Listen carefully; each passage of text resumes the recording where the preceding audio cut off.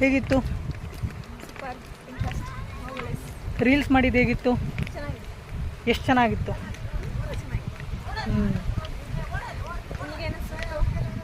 ಏನೋ ಪರವಾಗಿಲ್ಲ, first time ಮಾಡಿದ್ದೀವಿ, ಈ ಥರ ಎಲ್ಲೂ ಮಾಡಿಲ್ಲ ಸದ್ಯಕ್ಕಷ್ಟೇ. ಹಾಯ್ ಗಾಯ್ಸ್, ಈ ವಿಡಿಯೋ ಕೊನೆ ಹಂತಕ್ಕೆ ತಲುಪಿದೆ. ನಾನು ಡ್ಯಾಮ್ ಎಲ್ಲ ತೋರಿಸಿದ್ದೀನಿ ನಿಮಗೆ. ನೋಡಿ ಮುಂದೆ ವಿಡಿಯೋ ಬಿಡ್ತೀವಿ, ನೋಡಿ. ನಮ್ಮ ರೀಲ್ಸ್ನು ಮಾಡಿದ್ದೀವಿ. ನೋಡಬೇಕು ಅಂದರೆ ನೀವು ಫೇಸ್ಬುಕ್ ಪ್ರೊಫೈಲ್ಗೆ ಹೋಗಿ ನೋಡಿ ಫಾಲೋ ಮಾಡಿ, ಹಂಗೆ ಲೈಕು ಮಾಡಿ. ಎಂಗೇಜ್ಮೆಂಟ್ ಮಿಸ್ ಆಯಿತು, ಸಾರಿ. ಅದು ಫಸ್ಟ್ನೇ ಸರ್ಪ್ರೈಸಸ್ ಆಗಿತ್ತು, ಅದ್ರದ್ದು ಮಿಸ್ ಆಯಿತು. ಮಳೆ ಬಂತು, ಮಳೆ ಬರುವ ಕಾರಣದಿಂದ ಹೋಗೋಕ್ಕಾಗಲಿಲ್ಲ ನಮಗೆ. ಅದಕ್ಕೆ ಇದು ಲಾಸ್ಟ್ನೇ ವಿಡಿಯೋ. ದೇವಸ್ಥಾನಕ್ಕೆ ಬಂದಿದ್ದೀವಿ, ಮುಗಿಸ್ಕೊಂತೀವಿ.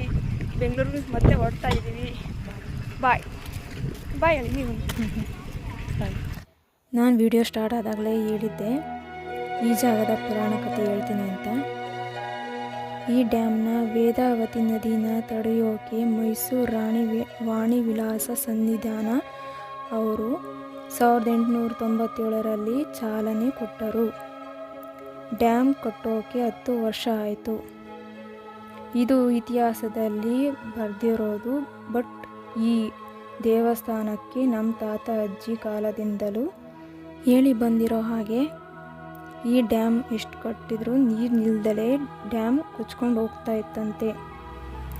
ಸೊ ಆಗ ಕಣಿವೆ ಮಾರಮ್ಮ ದೇವಿನ ಮೈಸೂರು ರಾಜರು ಡ್ಯಾಮ್ ಕಟ್ಟಿ ಮುಗಿಸೋಕೆ ಸಹಾಯ ಮಾಡು ಅಂತ ಬೇಡ್ಕೊಂಡಾಗ ದೇವಿ ಕಣಿವೆ ಮಾರಮ್ಮ ಅವರು ಕಾಲಿನಲ್ಲಿ ಡ್ಯಾಮನ್ನು ಒತ್ತಿ ನೀರು ಕೊಚ್ಕೊಂಡು ಹೋಗ್ದಂಗೆ ತಡೆದ್ರಂತೆ ಅಂತ ನಮ್ಮ ಹಿರಿಯರು ಹೇಳ್ಕೊಂಡು ಬಂದಿದ್ದಾರೆ.